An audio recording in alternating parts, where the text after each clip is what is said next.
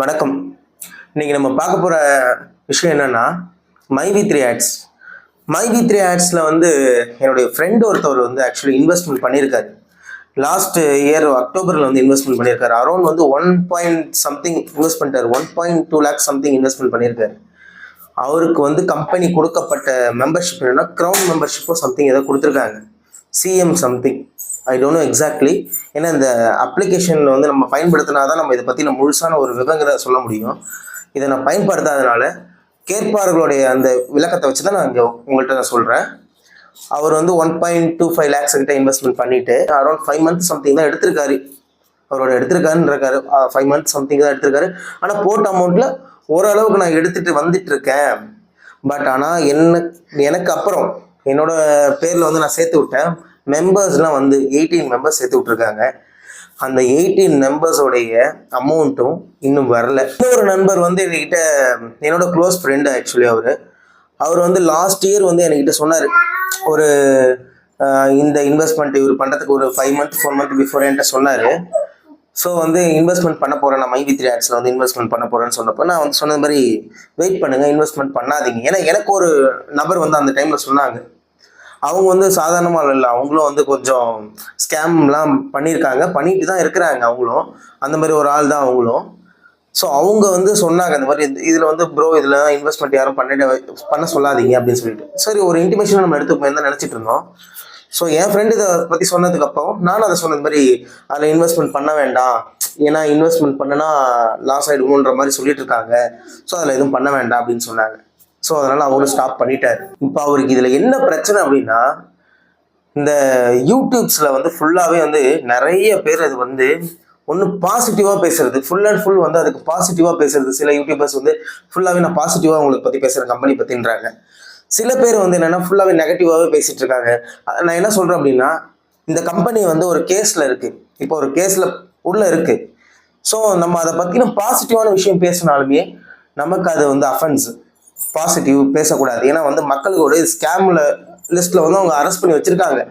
So வந்து நம்ம அதை பற்றி பாசிட்டிவாகவும் நம்ம பேசக்கூடாது, நெகட்டிவாகவும் நம்ம பேச வேண்டாம். ஏன்னா வந்து நெகட்டிவாக நம்ம பேசுறது வந்து என்னென்னா, ஒரு இன்வெஸ்ட்மெண்ட் பண்ணியிருக்கவங்களோட மனநிலைமையிலேருந்து நம்ம பார்த்தோம் அப்படின்னா அவங்க எந்த அளவு ரொம்ப வேதனையில் இருப்பாங்க. ஏன்னா அவங்க எதை வச்சு, நான் அந்த கமெண்ட்ஸ்லாம் பார்க்குறப்போ நான் வந்து ஜுவல்ஸை வச்சுருக்கேன், எனக்கு வந்து இன்ட்ரெஸ்ட் கட்ட முடியல என்னால் அப்படின்னு சொல்லி அவங்க பேசுறதெல்லாம் கேட்குறப்போ நமக்கு வந்து என்ன தோணுது அப்படின்னா, ஒரு மனசு கஷ்டம் வந்து அவங்கள எவ்வளோ கஷ்டத்தில் இருப்பாங்க. ஸோ அந்த இடத்துல போய் நம்ம என்ன பண்ணுறோம், எரியிற நெருப்புல எண்ணெய் ஊற்றுற மாதிரி நெகட்டிவ் கமெண்ட்ஸை போட்டுட்ருக்கோம். நெகட்டிவாகவும் பேச வேண்டாம். நமக்கு அது வராதுன்னு தெரிஞ்சு போச்சுன்னா வராது, அவ்வளோதான், முடிஞ்சு போச்சு. நம்மளோட விஷயத்தை பற்றி நம்ம பார்த்துருப்போம். பாசிட்டிவாக பேசுகிறவங்க பேசிட்டு போட்டோம், இல்லை பாசிட்டிவாக வந்து அந்த யூடியூப் சேனல்ஸில் போடுறீங்கல்ல அதை கொஞ்சம் ஸ்டாப் பண்ணிக்கோங்கன்னு தான் சொல்கிறேன். ஏன்னா வந்து அது நீங்கள் பேசுகிறது வந்து அவங்களுக்கு மன ஆறுதல் கொடுக்கறதுக்காக பேசுகிறீங்கன்னு நினைக்கிறேன். அது உங்களுடைய தனிப்பட்ட இது எனக்கு தெரியல, நீங்கள் பேசுகிறது நான் தப்புன்னு சொல்லலை. பட் இருந்தாலும் வந்து மற்றவங்க வந்து அதை ரொம்ப வந்து என்ன நினச்சிப்பாங்க, வந்துடும் சொல்லிட்டு அவங்க மனசுக்குள்ளே வந்து ரொம்ப இதாகவே இருந்துருவாங்க. இன்னும் ஒரு 5 மந்த்தில் வந்துடுமோ, ஒரு 2 மந்த்தில் வந்துடுமோ, 3 மந்த்தில் வந்துடுமோ, அது வருமா வராதுன்னு நமக்கு தெரியாது. ஸோ அது வர்றப்ப வந்துட்டு போட்டோம். அந்த கேஸை பற்றி சம்மந்தப்பட்டதை மட்டும் பேசுவோம். நம்ம இந்த எம்டி சார் அவர் நீங்கள் சொல்கிறீங்க சத்யா ஆனந்தன் அப்படின்னு சொல்கிறீங்க. ஸோ அவர் வந்து வெளியில் வருவாரா, இப்போ வரதுக்கான வாய்ப்புகள் இருக்கா, இது மட்டும் நம்ம பேசினா போதும். இது வந்து ஸ்கேம்னு சொல்கிறாங்க, இது வந்து ஸ்கேம்லாம் கிடையாது, இது வந்து ரியல் தான், 100% ரியல் அப்படின்லாம் நீங்கள் எதுவுமே பேச வேண்டாம். ஏன்னா மக்களுக்கு வந்து நம்ம ஒரு விஷயத்த நீங்கள் சொல்ல போகிறீங்க அப்படின்னா அதோடைய உண்மைத்தன்மை வந்து 100% இருந்தால் மட்டும் சொல்லுங்கள். அதில் உங்களுக்கே ஒரு சின்ன 1% லோவர் தெரிஞ்சிச்சுன்னு வச்சுங்க, வேண்டாம், அதை விட்டுடுங்க. அதை பாசிட்டிவாக நீங்கள் போகிறது மக்களோட மனசுக்கு வேணால் சந்தோஷமாக இருக்குமே தவிர, கீழே போகிற நெகட்டிவ் கமெண்ட்ஸே அவங்க படிப்பாங்க. அவங்களும் என்றைக்கே போயிட்டாங்க. நான் நிறைய கமெண்ட்ஸை பார்த்தேன், நீங்கள் இன்னும் நம்பிக்கிட்டு தான் இருக்கீங்களா அப்படின்லாம் போட்டிருந்தாங்க. பட் இருந்தாலும் நான் தான் சொல்கிறேன், நெகட்டிவாக பேச வேண்டாம். ஏன்னா அந்த கம்பெனியை பற்றி நமக்கும் யாருக்குமே தெரியாது. அது வந்து உண்மையாக 100% ஷுவராக கோர்ட்டில் கேஸ் நடந்து அது வந்து ஜட்ஜ்மெண்ட் வந்ததுக்கு அப்புறம் தான் நமக்கு என்னன்னு தெரியும், அது உண்மையா பொய்யான்னு. வராதன்றதை பற்றி நீங்கள் பேச வேண்டாம். அது என்ன மூவ் ஆகிட்டு இருக்கு, பெயில் சம்மந்தப்பட்ட விஷயத்துக்கு மூவ் ஆகிட்டு இருக்கு, இல்லை அவர் வெளியில் வந்துருவாரு, வெளியில் வந்துட்டாருன்னா அதுக்கப்புறமேட்டு நீங்கள் சொல்லுங்கள், காசு வந்துடும் அப்படின்றத 100% உறுதியாக இருந்தால் மட்டும் சொல்லுங்கள்.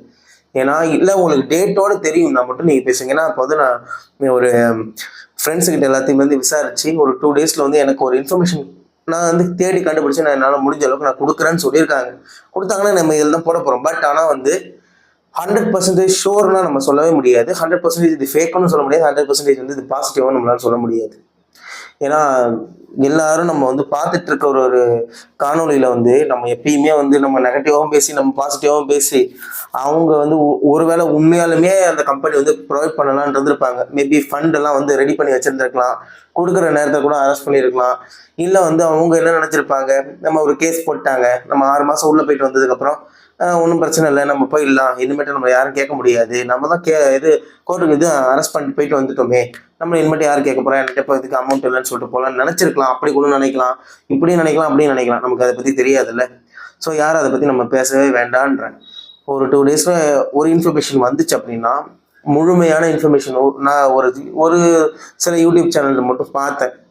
அவர் வந்து எப்படின்னா இப்படியும் பேசணும் அப்படியும் பேசணும், 50% இப்படியும் பேசணும், 50% இப்படியும் பேசணும். ஆனால் அவர் எப்படி பேசுகிறாருன்னா நடுவில் ஒரே கோடு தான், நடுநிலையே ஒரே கோடு தான். அவர் என்னன்னா பாசிட்டிவ் மட்டும்தான். எனக்கு இந்த கம்பெனி வந்து 100% ஷோராக தெரியும். நாளைக்கு வந்து அவர் ஒருவேளை அவங்க ஏமாத்திட்டு போயிட்டாங்க அப்படின்னா அந்த யூடியூப் பேசினவருடைய நிலைமை என்ன ஆகுது. இது வந்து இன்னொன்று என்னன்னா, நம்ம வந்து ஒரு கேஸ் வந்து நடந்துட்டு இருப்போம், அதை பற்றின வந்து நம்ம இது பண்ணக்கூடாது. அவங்களுக்கு போய் நம்ம ஃபேவராக பேசி இன்னும் ஆட்களை நம்ம அதில் சேர்த்து விடுற மாதிரி ஆகிடும். அது அப்படி சேர்த்து விட்டால் அதுவும் வந்து நமக்கு எகெயின்ஸ்ட் அஃபென்ஸ் தான். அது நமக்கு ஒரு அஃபென்ஸ் தான். அது நாளைக்கு அது வந்து உண்மையாக பொய்யான்னு தெரியாமல் நம்ம ஒரு ஆளை திரும்பி நம்ம சேர்த்து விட்றோம்னு வச்சுக்கோங்க, கேஸ் போட்டதுக்கு அப்புறமேட்டு அது நமக்கு அஃபென்ஸில் வந்து முடிஞ்சிடும். ஸோ இதை பற்றின விஷயத்த பேசுவதை கொஞ்சம் கம்மி பண்ணிக்கிட்டீங்க அப்படின்னா கொஞ்சம் நல்லது. மக்கள் எல்லாருக்குமே வந்து அமௌண்ட் வரணுன்றது தான் எல்லாருக்குமே ஆசை. உங்களுக்கு எல்லாருக்குமே அமௌண்ட்டு வரணும், அதுக்காக எல்லாருமே பிரார்த்தனை பண்ணி வேண்டிக்கலாமே தவிர அந்த உறுதியான கட்டத்தில் வந்து யாராலுமே சொல்ல முடியாது. அது யாருக்கு தெரியும், ஒரே ஒரு ஆளுக்கு தான் தெரியும். உங்களுக்கு யாருன்னு தெரியும், ஒரு எம்டி சார்ன்னு சொல்கிறீங்களே, அவருக்கு மட்டும்தான் தெரியும். அவர் வந்து பேசினா தான் உண்டு. மற்றவங்க யார் பேசுறது நீங்கள் நம்பாதீங்க. இல்லை கோர்ட்டில் என்ன ஜட்ஜ்மெண்ட் வருதுன்னு பாருங்கள். இல்லை போலீஸ் வந்து என்ன இது உங்களுக்கு ஒரு இன்ஃபர்மேஷன் கொடுப்பாங்க. போலீஸ் வந்து இன்ஃபர்மேஷன் கண்டிப்பாக கொடுப்பாங்க. இதை பற்றி பேசாதீங்கன்னு சொன்னால் பேசாதீங்க. இதை பற்றி இதான் உண்மை ரியல் ஃபேக்டர்னா அதுக்கப்புறம் பேசுங்க. இல்லை நீங்கள் சொல்கிற மாதிரி எம்டி சார் வந்து பேசினாருன்னா பேசுனதுக்கு அப்புறமேட்டு வந்து எதாக இருந்தாலும் நீங்கள் பார்த்துக்கலாமே தவிர அதுக்கு முன்னாடி எதுவும் அதை போட்டு ரொம்ப ஓவர் திங்கிங் பண்ணிட்டு இருக்காதீங்க. ஓவர் திங்கிங் வந்து நமக்கு தான் ஸ்ட்ரெஸ்ஸை கொண்டு வந்துடும். இந்த 1 லட்ச ரூபா பணம் வந்து திரும்பி கூட சம்பாரிச்சிடலாம். மனதளவு ரொம்ப பாதிக்கப்பட்டுட்டோன்னு வச்சுங்களேன், யாராலையும் ஒன்றும் பண்ண முடியாது. மனசளவில் ரொம்ப பாதிப்பு இருக்காமல் என் ஃப்ரெண்டே இப்போ அவர் ரொம்ப வந்து ஸ்ட்ரெஸ்ஸில் தான் இருக்கிறாரு. ஆக்சுவலாக அவர் வந்து ரொம்ப ஸ்ட்ரெஸ்ஸில் இருக்கார். ஸோ இது நான் என்ன சொல்கிறேன் அப்படின்னா, நீங்கள் மனதளவில் பாதிக்கப்படுவீங்க. அதை கண்ட்ரோல் பண்ணிக்கணும்னா தயவு செஞ்சு சொல்கிறேன், இதை பற்றி கொஞ்சம் திங்க் பண்ணுறதை நிறுத்திக்கங்க. இந்த யூடியூப் சேனலில் போயிட்டு இந்த மை3 ஆட்ஸ், இந்த மை3 இதை பற்றி போட்டு பார்க்காதீங்க. இப்போதைக்கு பார்க்காதீங்க. ஒரு நல்ல முடிவு அவர் வெளியில் வந்துட்டாருன்றது யாராவது சொல்லி கேட்பீங்க, அப்புறமேட்டு போய் பார்த்துக்கோங்க. அது வரைக்கும் இதை பார்க்காதீங்க. பார்த்தீங்கன்னா உங்களுக்கு மனசளவில் கஷ்டப்படுவீங்க. வருமா வராதா அண்டு இது வந்து நம்மளாமா வேணாமன்றதே கன்ஃபியூஷன்லேயே உட்காந்துருக்க மாதிரி இருக்கும். ஸோ வேண்டாம், நீங்கள் இதை பார்க்கலாம். நாமளும் வந்து ஒரு இன்ஃபர்மேஷன் தெரிஞ்சதுன்னா உங்களுக்கு வந்து ஒரு 2 டேஸில் இதில் அப்டேட் பண்ணுறோம். ஓகே, நன்றி, வணக்கம்.